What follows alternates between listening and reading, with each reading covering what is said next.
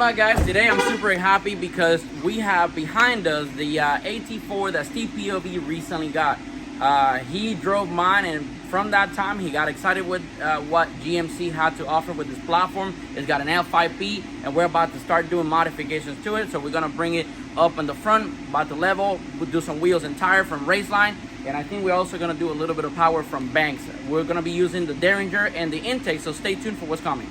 As you saw in the intro, we're gonna be working on Steve POV truck. He recently got this thing, and we have a few parts that actually came out of my old truck. I do have a 2023 AT4 as well, and ever since he drove that truck, he fell in love with the platform. L5P is something very, very nice to have because it tows like crazy and it handles really nice. The AT4 package is more of an off-road style, but the power from the factory is kind of boring. There's a lot of lag on the pedal. It takes a little bit for the turbo to kind of spool up, and we're gonna fix that with Banks product. Today we have the polar intake, which is a big ram air, they call it, because it's significantly larger on the cavity for the filter, and enhance the airflow and enhance the filtration as well. A lot more velocity to the intake air system, and we're gonna add the Derringer with the iDash. So Steve is going to be able to monitor what's happening on the truck. It's going to be able to determine what kind of level of tune he wants. It's got up to 6 different levels. Good for towing, good for fuel economy, and also good for sporty driving. It's not going to delete the emissions at all. We don't support that. And also, it's going to allow the truck to reduce the consumption of DEF. Definitely a plus to have. I love this thing, but we move on to a different platform recently, and this one came available, and I gave him a call, and I told her, hey, I think I have the right packet for you to make your truck fun. So let's take a look at what we have. But first of all, let's take a look at the check engine light, because that one concerned me before we start adding power. We want to make sure that we're doing this on a healthy truck. Let's take a look. All right, guys, just like I thought, this truck has a check engine light and a store of code. This code is saying that, by the way, if you guys didn't know, this is a Snap-on Apollo Plus. This is kind of like the main scan tool here for the shop. It's good for reading diesel, good for reading gas-powered cars and passenger cars. This is our latest equipment for this platform. So if you're looking for a shop that is trustworthy and accurate with DIAC, not because they only have the good equipment, but we have experienced technicians here and they're all trained, give us a call. But back to the video. The codes that are showing for glow plugs, glow plug circuit and glow plug controller. The first test to do is just remove the glow plug, have a continuity test, make sure the glow plug actually failed. But I know for a fact when these trucks get up high in mileage, like this one has 161, so it's not crazy, but it's kind of high.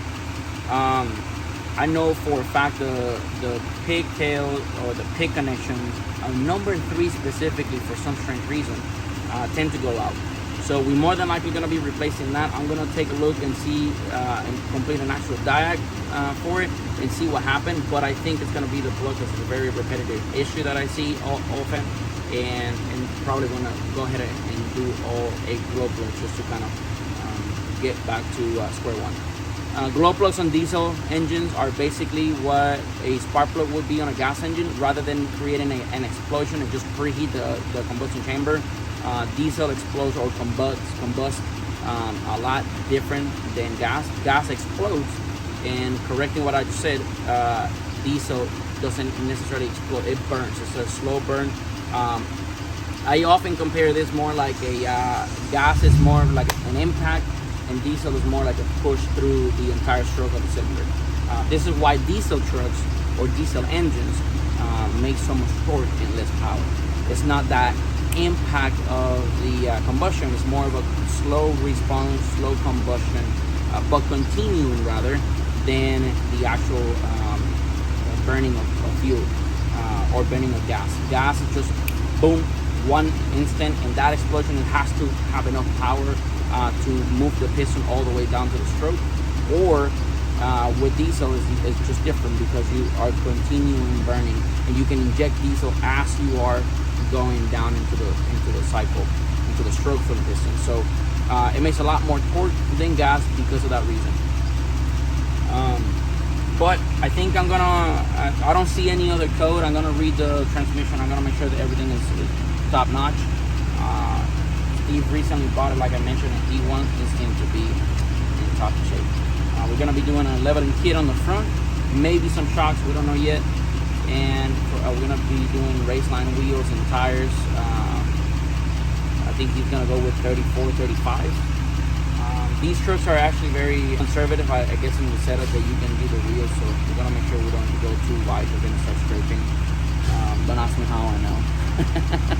in our truck, we had to trim some of the plastic in the fender liners and whatnot, because when we brought the wheel out, it's still conservative. It's 10.5, but the tires are very aggressive, and so when it full locks, it's kind of scraped. So we had to trim that so we don't have any rubbing or any scraping or any weirdness when we full lock it. I really like this truck, and I became not an expert, but very knowledgeable on these trucks. And I say not an expert because I actually haven't like built engines or anything like this for these, but I mean it's more of the same.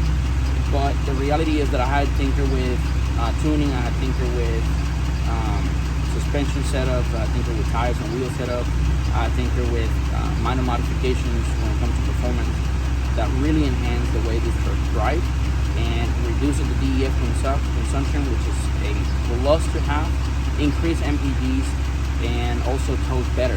I use this thing for what it's built to tow.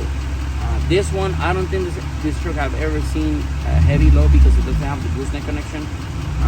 So it's in really good shape. We noticed that when we were driving it, the brakes were kind of so we're probably gonna take a look at that, and I'm gonna show you guys, if you have a truck like this, how can you maintain this at home. All right, well, let's say less and start doing the diag.